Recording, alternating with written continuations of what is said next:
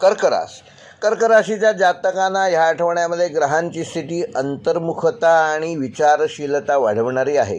सूर्य आणि शनी यांच्यामुळे अष्टम भावावर त्यांचा प्रभाव पडत असल्यामुळे पारंपरिक भारतीय ज्योतिषात हा योग काही वेळा जीवनातील महत्त्वाच्या गोष्टींचा पुनर्विचार करण्यास भाग पाडू शकतो.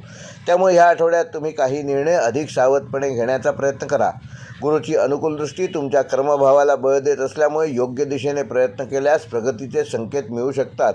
चंद्राचा प्रवास भावनिक चढउतार निर्माण करू शकतो, परंतु संयम आणि सकारात्मक दृष्टिकोन ठेवल्यास परिस्थिती तुमच्या नियंत्रणात राहील आणि अनुकूल देखील होईल. नोकरी करणाऱ्या कर्क राशीच्या जातकांना या आठवड्यामध्ये कामाच्या ठिकाणी काही बदल अनुभवायला मिळू शकतात. नवीन प्रकल्प किंवा वेगळ्या प्रकारचे काम करण्याची संधी मिळू शकते, तेव्हा त्याचा योग्य विनियोग करा. सुरुवातीला थोडी अनिश्चितता वाटू शकते, पण आपल्या कौशल्यावर विश्वास ठेवून काम केल्यास चांगले सुपरिणाम मिळू शकतात. वरिष्ठ अधिकारी तुमच्या प्रामाणिक प्रयत्नांची दखल घेऊ शकतात. सहकाऱ्यांशी सहकार्याची भावना ठेवणे ह्या आठवड्यात विशेष महत्त्वाचे ठरेल.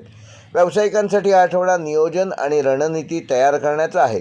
काही नवीन कल्पना सुचू शकतात ज्या भविष्यामध्ये व्यवसाय वाढवण्यासाठी उपयुक्त ठरतील. जुने व्यवहार किंवा महत्त्वाची कामे पूर्ण करण्याची संधी ह्या आठवड्यामध्ये तुम्हाला मिळू शकते. भागीदारीत व्यवसाय करणाऱ्यांनी विश्वास आणि पारदर्शकता ठेवणे आवश्यक आहे. आठवड्याच्या उत्तरार्धात एखादी व्यावसायिक संधी मिळण्याची शक्यता आहे, जी पुढील काळात तुम्हाला लाभदायक ठरू शकते. विद्यार्थ्यांसाठी हा आठवडा एकाग्रतेचा असून अभ्यासात सातत्य ठेवणे आवश्यक आहे. काही विषय समजून घेण्यासाठी अधिक मेहनत घ्यावी लागू शकते. स्पर्धा परीक्षा देणाऱ्या विद्यार्थ्यांना वेळेचं योग्य नियोजन केले तर चांगले परिणाम मिळू शकतात. काही विद्यार्थ्यांना मार्गदर्शक किंवा शिक्षकांकडून महत्त्वाचे मार्गदर्शन मिळू शकते, तेव्हा ती संधी अजिबात सोडू नका. वैवाहिक जीवनामध्ये भावनिक संवाद महत्त्वाचा ठरणार असून जोडीदारासोबत काही महत्त्वाच्या विषयांवर मनमोकळेपणाने चर्चा केल्यास नात्यातील गैरसमज दूर होऊ शकतात. कुटुंबातील वातावरण शांत ठेवण्याचा प्रयत्न करणे आवश्यक असून प्रेमसंबंधात असणाऱ्यांसाठी हा आठवडा भावनांची स्पष्टता वाढवणारा ठरू शकतो. काही जणांना आपल्या नात्याबद्दल गंभीर विचार करण्याची वेळ या आठवड्यात येऊ शकते, तेव्हा त्याबाबत सतर्क राहा. आर्थिक बाबतीत हा आठवडा सावधगिरीचा असून अनावश्यक खर्च टाळा. बजेटचे योग्य नियोजन करा. काही लोकांना जुने आर्थिक व्यवहार पूर्ण करण्याची संधी या आठवड्यात मिळू शकते, तेव्हा ती संधी सोडू नका. मोठी गुंतवणूक करण्यापूर्वी योग्य सल्ला घ्या.